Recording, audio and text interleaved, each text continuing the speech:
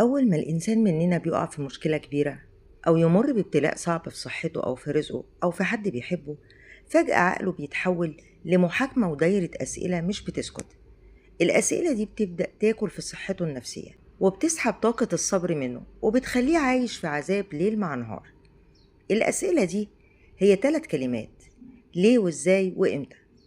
في الفيديو ده من علم نفس الحياة هنفهم سوا ليه ال3 كلمات دول هما المثلث المرعب لتدمير السلام النفسي وقت الأزمات، وليه ال3 حاجات دول بالذات هما خط أحمر، لأنهم يخصوا تدبير ربنا وتقديره وحكمته سبحانه وتعالى، مش تفكيرك انت.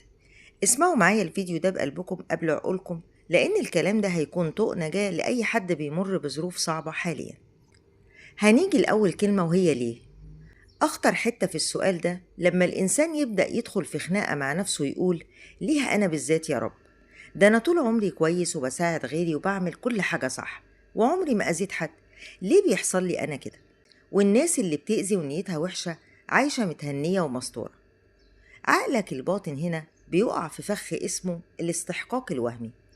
انت مقتنع انك طالما بتعمل خير يبقى لازم الحياة تديك خير فورا بحسابات البشر، لكن الحقيقة الإيمانية والنفسية العميقة إن الابتلاء مش عقاب، الابتلاء ترقية وتجهيز. وفكر كده دقيقة واحدة، لما انت بتقول ليه يا رب أنا بالذات يحصل لي كده. طيب، لو كل واحد فينا بيمر بابتلاء أو ظروف صعبة هيقعد يقول: ليه يا رب يحصل لي أنا كده؟ أنا كويس وبساعد الناس، أمال ربنا ليه بيعمل فيا كده وبيبتليني؟ طيب، هو احنا يا جماعة عايشين في الجنة ولا عايشين في الدنيا؟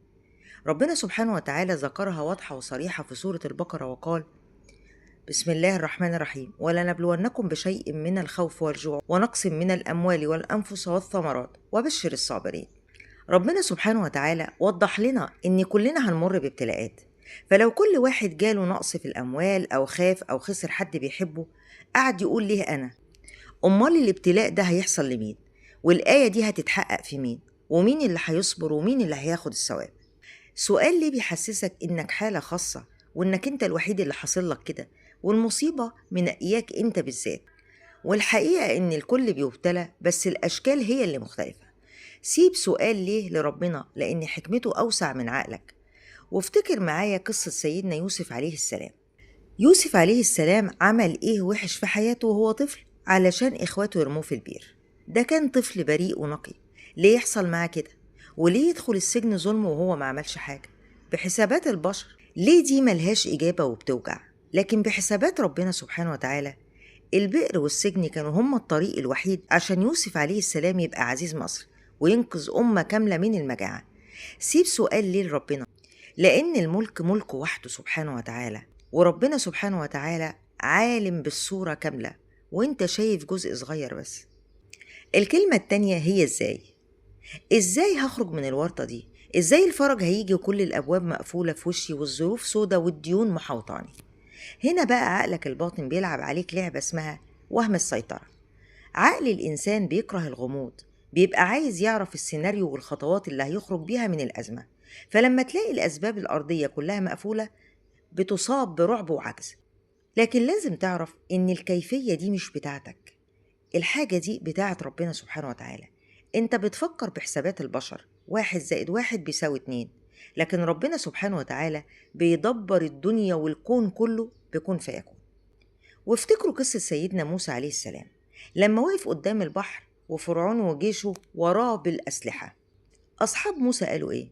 قالوا بحسابات البشر إن لمدركون، خلاص هيموتوا، مفيش حل، البحر قدامنا والعدو ورانا، إزاي هننجى بقى من الكلام ده؟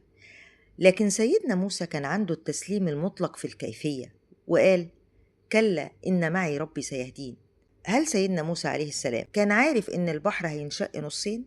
لا طبعا، بس ساب إزاي لربنا، فجه الفرج بطريقة بره الصندوق البشري تماما.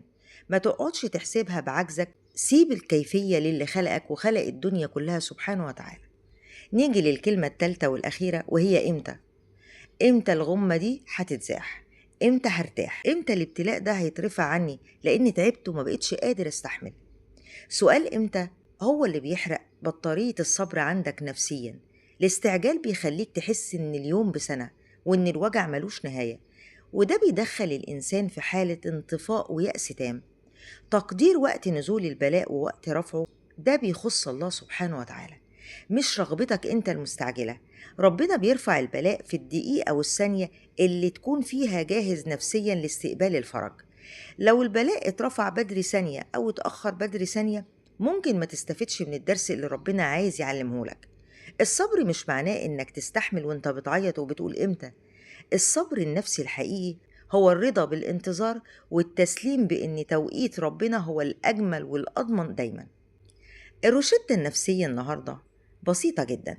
أول ما تقع في ابتلاء، ارفع ايدك لربنا سبحانه وتعالى، قول يا رب أنا هسعى باللي أقدر عليه، وسايب ليه وإزاي وإمتى، وفوضت أمري ليك سبحانك وتعالى. شيلوا الحمل من على عقولكم وسيبوا الملك للمالك، وناموا مطمئنين إن تدبير ربنا ليكم أحسن من تدبيركم لنفسكم بمليون مرة. لو الكلام ده لمس قلوبكم وطمنكم في عز ظروفكم، ما تنسوش تدعموا علم نفس الحياة باللايك والاشتراك علشان نكبر سوا. وقولولي في التعليقات أي سؤال من التلاتة دول، ليه، إزاي، وإمتى، هو اللي شغال في دماغكم الفترة دي. أشوفكم الفيديو الجاي بكل خير. سلام.